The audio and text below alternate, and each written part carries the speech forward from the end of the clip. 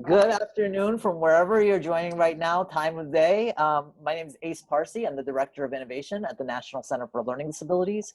We are here to talk to Kim Eckert and students that she has worked with at Bruley High School, Emma Grace Robideau and Gage Simino, a very Louisianan bunch we have here today.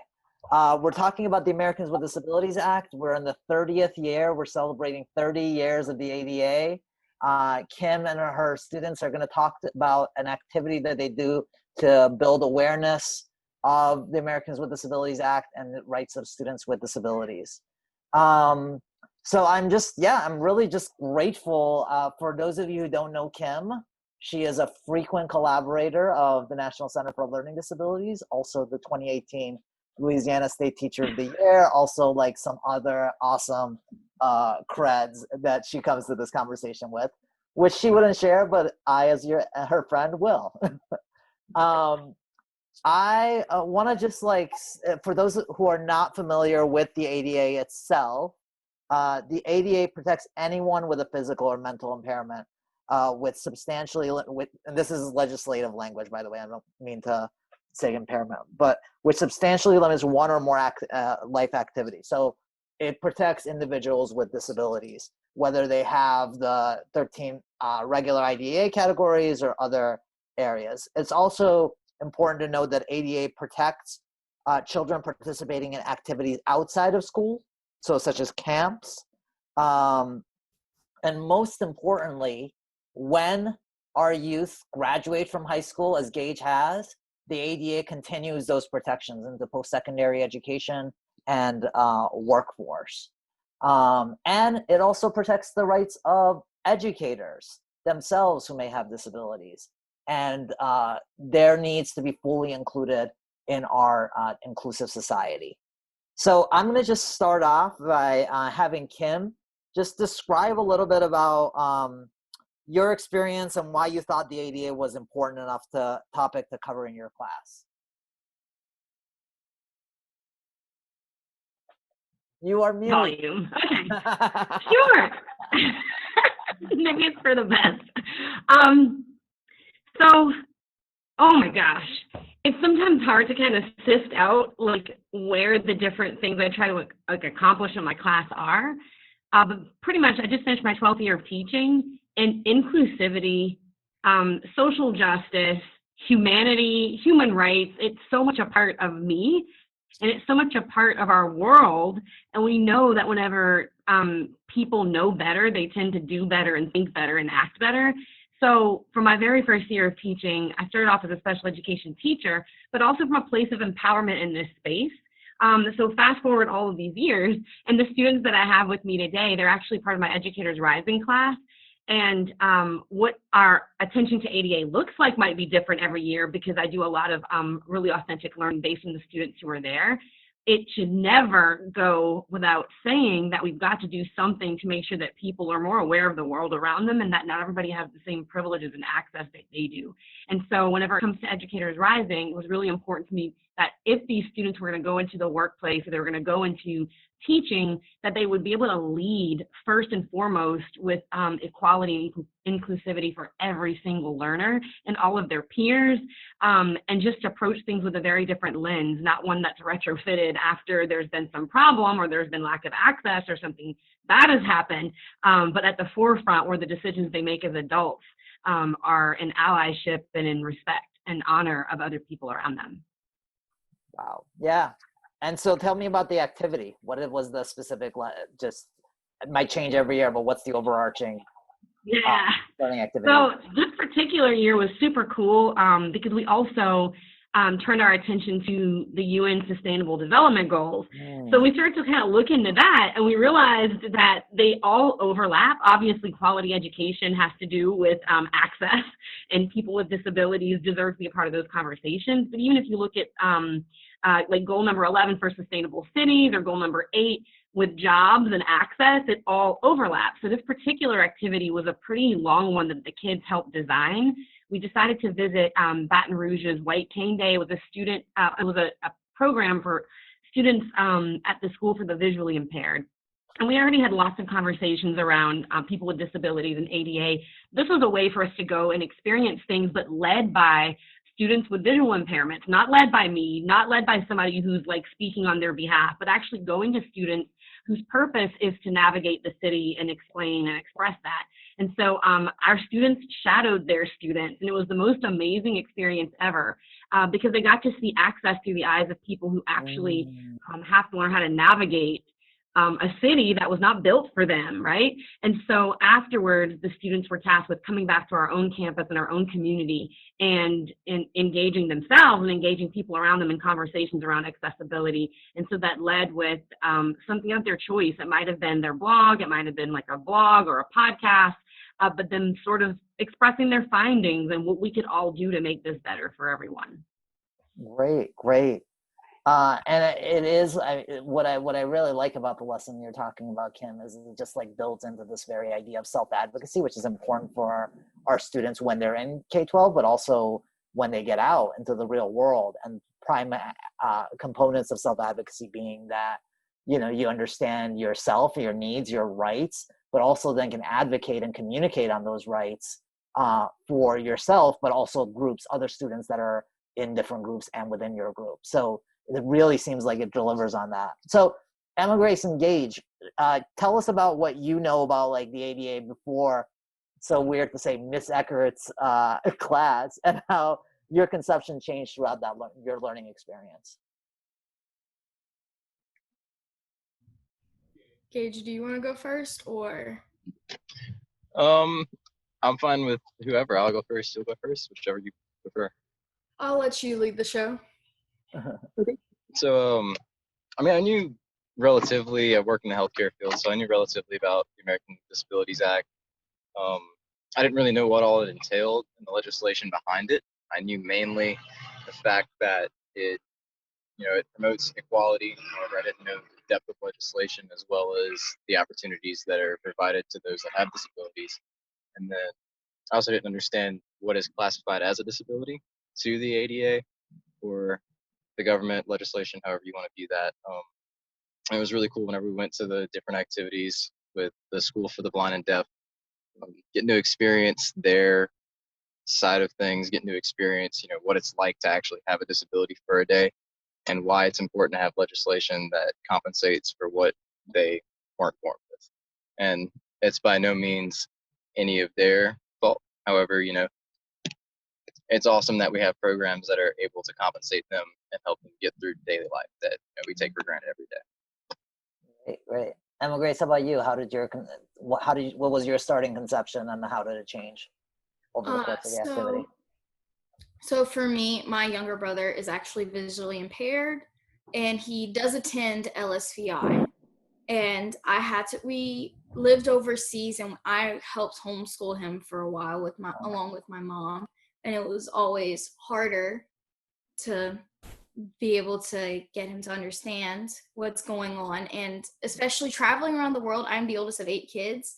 Wow. Traveling around the world with a child who has disabilities is extremely hard, and you kind of have to keep a closer eye. But you start to realize where people really can't go. I'm good with words, trust me. But no. So I started off with this notion of we need to do a little bit more, but going there, and I could see it through the lens of not just my brother, but multiple different kids, it made me appreciate it more. But it also, to a point, it made me think that we need to do a little better whenever I was there, because it was very moving whenever I was around a bunch of people who were able to vouch for themselves and able to talk. My younger brother is only, I think he's 10. He is 10 years old, but I have 6 of them, so it's kind of hard to keep track of which. But it was a lot more interesting, not just visually impaired, but I got to talk with a bunch of students who are deaf as well, and just to see it through their eyes. And whenever we went on a scavenger hunt on there, and we got to see one of the things we had to find was something wrong in Braille, and they found something quicker than anything else. And so I just thought it was funny that it was just some little nips and I don't know how to describe it, but Yeah, it was just interesting, and it was a lot more eye-opening than what I had already known. that's really interesting. So you've also been traveled across the world and seen like how that experience would be in other countries. Yes, I lived in Saudi Arabia for about Wow. 4 years, over 4 years. Yeah. I wonder, like, I mean, it might not be, you might not be able to answer this because I don't know how long you were there, but I wonder, like, as part of the disability rights movement and the civil rights movement that we've seen, ADA and the impact that it's had, what are like, did you notice any sort of different cultural implications related to disability because we have these protections and these laws that safeguard people's rights? Um, Well, oh, oh, go ahead. well, over here, I noticed like my brothers have a lot more access to education whenever we were trying to enroll in the international school because I was homeschooled. My mom homeschooled us until she found out she was expecting baby number 8. Uh-huh. That whenever we were trying to enroll, even I have another little brother. We have two that were adopted, and Okay. Nathan is one of them. My younger brother Lee was missing his left hand, and even then, they said that they couldn't assess his disability in Oh, their school, and he was completely fine. He knew how to do everything himself, but just over there, they just like kind of didn't understand to what extent they really couldn't help or reach out to help. But over here, a lot of it's a lot more accessible, a lot more protected, and we feel a lot safer yeah. here with them going to school. And especially now that my brother went from Bruley Elementary, which did a fantastic job with teaching him before he got accepted into LSVI. Yeah, it's really, I mean, I was a very young person when ADA initially passed, so I don't think I had a conception of life before ADA. And I know Kim and I are pretty much the same age, so she is. I think we both like had that conception, and it's so interesting to think about the counterfactual, what the world was before it, and Emma Grace, the perspective you're providing is a really interesting one because laws like that aren't just a matter of statute or like words on a page. It's a reflection of culture and a reflection of social values. And it's so interesting that you were able to see that in the experience of your brother. So the question for everybody, I mean, I think Kim, you as the educator, or Miss Eckert, you as the educator, and Emma Grace engaged, like, how did you feel like in this process, either as you as the educator or you both as the students, how were you changed in that process? Okay.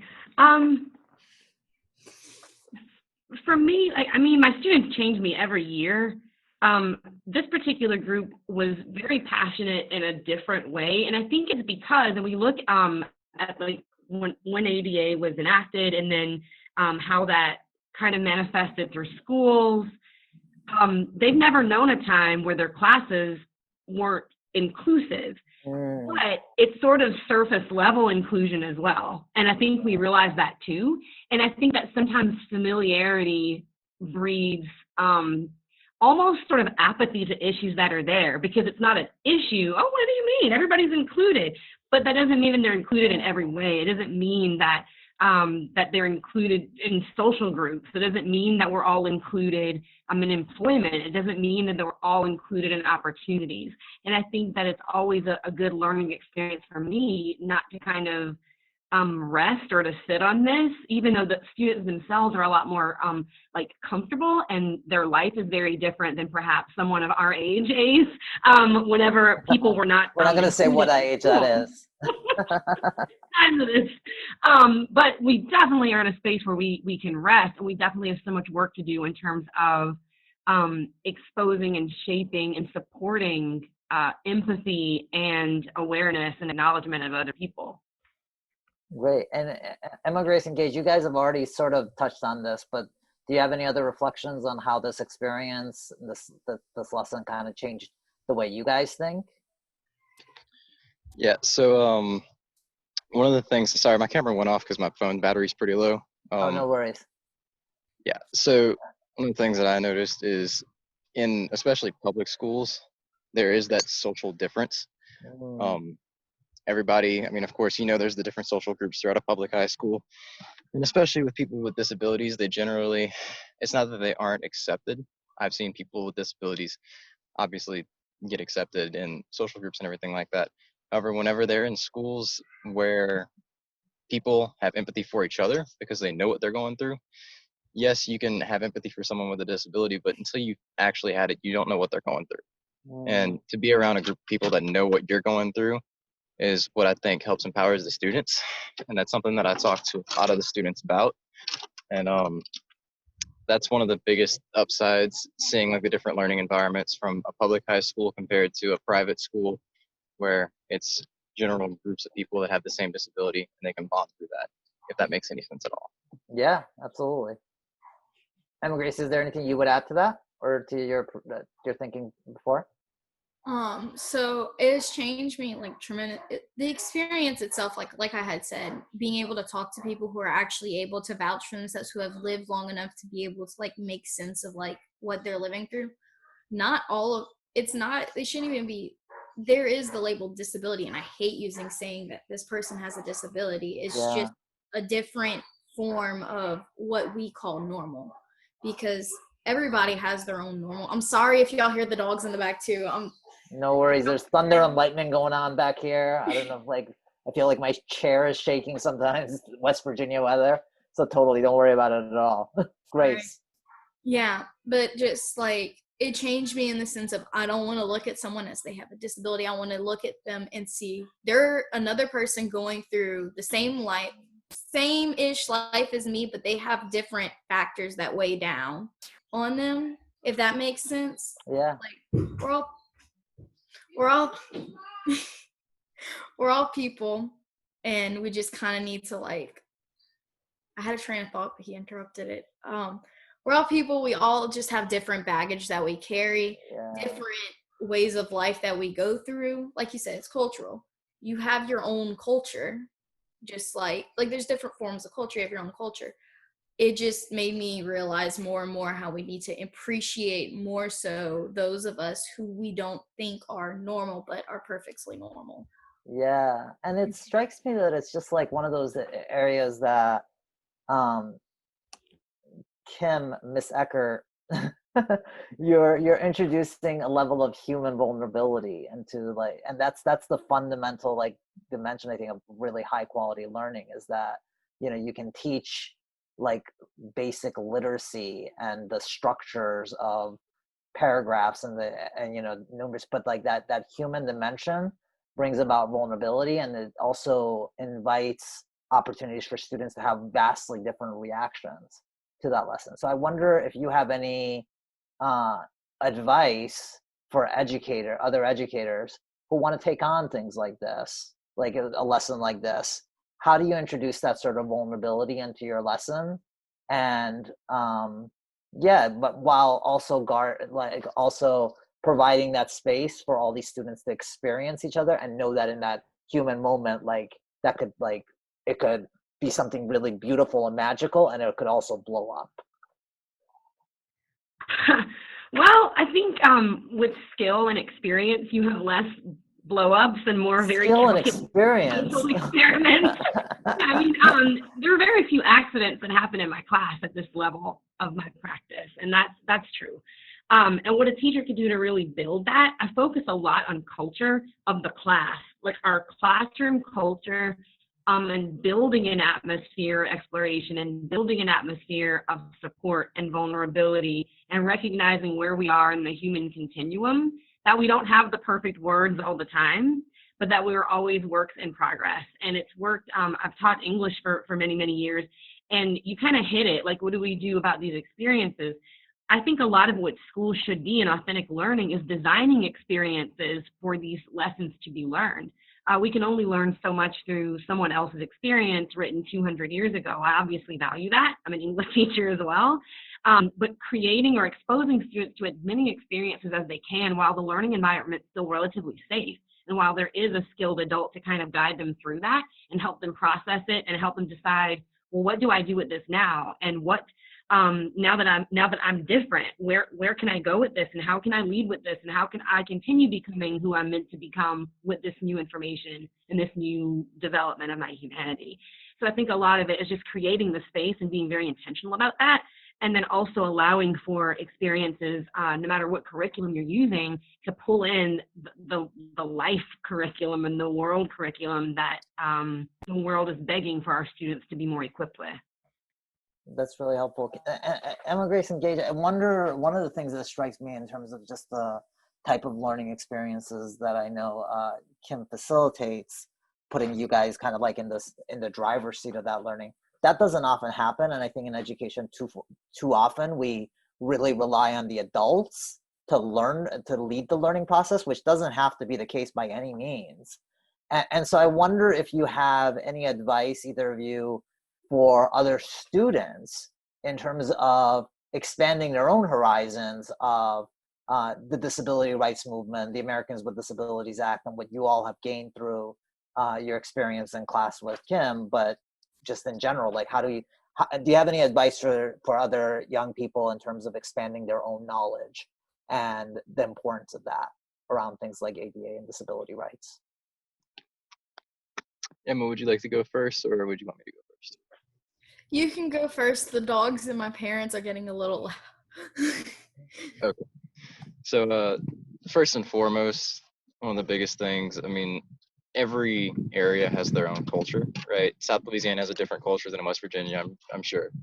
And one of the biggest we have a lot things less EAUX at the end of our names here. It's just a fun way to say "oh." But like I said, the culture is different, especially like geographically, things like that. Now, the biggest piece of advice that I could give to anybody is just to be open and willing to accept other people for who they are. Nobody's willing to accept someone for being different because it's out of their norm and it makes them uncomfortable. Be comfortable with being uncomfortable. That's my biggest piece of advice to anybody when they want to expand, who they're getting to know, what experiences they're getting to gather. Because if you're not willing to accept someone for who they are, then you're going to get nowhere in life. Man, I thought you were just going to say something about lessons, and you told me drop some knowledge on life. So thank you for that. Bam. Emma Grace, how about you? Would you add anything? I agree with Gage. I agree with Gage.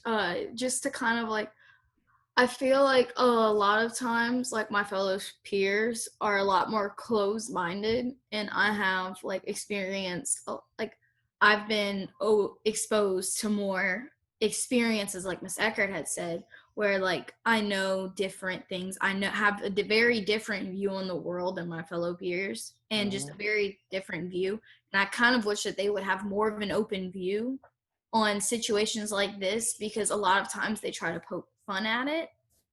And I just wish that they would, my advice to them is just to be just to think a little bit more about what if you were in that position, because we're all a different type of normal. There is no actual normal. You can't label yourself as normal, because what even is normal?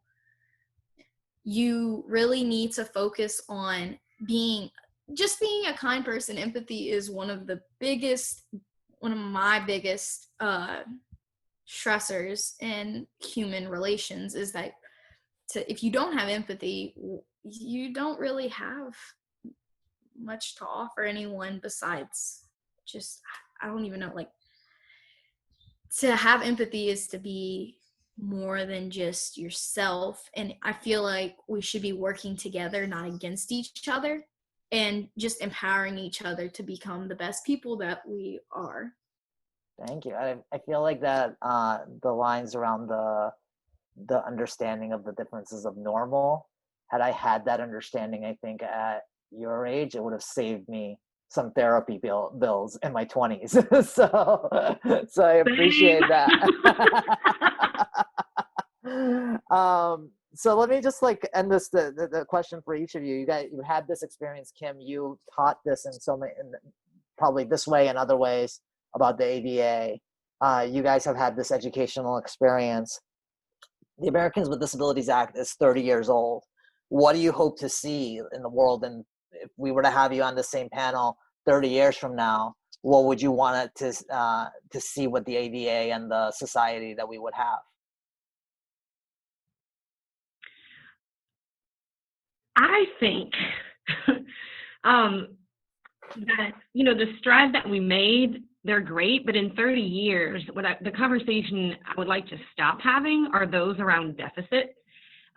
Because you can't legislate that. So really, we have got to do a better job of exposure and teaching young people before they become voters and taxpayers and leaders and doctors and employers, because there are just some things that you cannot legislate into compliance. And I think seeing another human being from their assets and not from what they're lacking or what they can't do, which is often a way that we all see each other, is going to continue to hold people with disabilities in sort of a space of being shut out of employment, shut out of higher ed, shut out of programs for really good job training beyond sort of what's already been offered, sometimes altruistically. And I think that is a conversation that I pray I'm not having it in 30 years from now. I hope I'm still having conversations in 30 more years, just not about those things. And I think that's the new place and the new space. And I think that as a teacher, it's been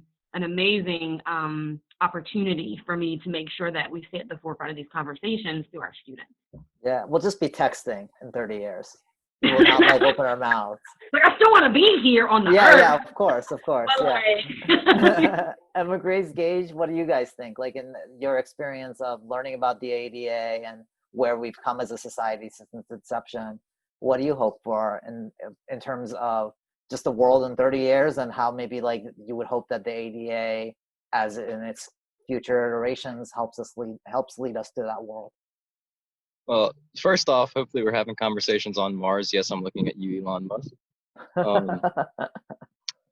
However, I think it needs to transition more from how can we socially accept people with disabilities and how can we make ourselves better and just learn to accept them as human beings and learn to accept people for what they are and who they are and not have to question, why they are the way that they are, I hope that we'll be having conversations as to how can we progress together rather than having to lift somebody up to get to where we're at.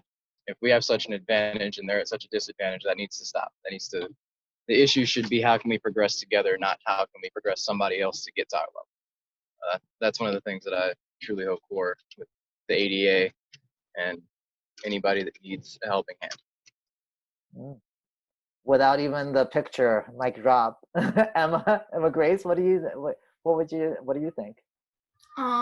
I think I would really like to see, kind of touching on what they said. Sorry, they're getting really loud. No worries. I feel like I have to apologize. I don't know.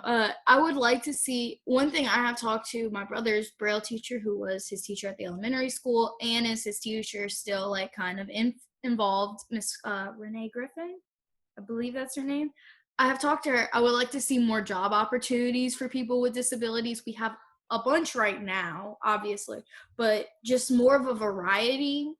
That way they can actually have more than just what their area provides, like just more options. Because I know right now my mom's already trying to find options for my brother, and it's hard, especially down in South Louisiana where people are older, like just a little older thinking. I wish in 30 years, I want our conversations to be just not about like what more could we do, just how much we've done so far. We could still always, there's no matter where we are, whatever point of time, we can always do more, even if we think we've achieved the perfect level. I think that we should be talking about how great our progression has been, but what we could do to make it better. I'm hoping that it's better towards where we don't have to have conversations along the lines of inability to access things. I'm hoping that we have conversations where we are very proud of where we are and we're still looking forward to what more we could do. Because no matter what, evolution happens. We're going to still keep on progressing as a society. We just need, like Gage said, we need to progress together, but we also need to make sure that we, no matter what, just think that we solved the issue and leave it. We can't do that. We can't just think we solved an issue and leave it. We always have to keep going with the issue because that's just part of human evolution, and we need to focus on, oh, hey, there's a camera. We need to focus. My baby. we just need to focus on growing together, continuing to grow together, and making sure that we're not just in our own corner, but in each other's corners. Man, I just appreciate the human conversation for the last half hour. I'm encouraged and inspired by what you guys will do in your next step. I can't wait to like learn and hear about what you guys take on. And Miss Eckert, I am grateful to have you as a friend and colleague, and the opportunities that you facilitate. So thank you guys. You gave Kim, if possible, more street cred, which just happened. For you all who listened, thank you so much for taking the time to go through all this. If you've listened to this whole video, you clearly are part or have interest in the movement, and that movement can only be extended by each of our collective individual actions that build to a larger, better, more inclusive collective whole. So thank you for your time, and continue to discuss, raise awareness, and bring these issues to the fore. Have a great rest of the day.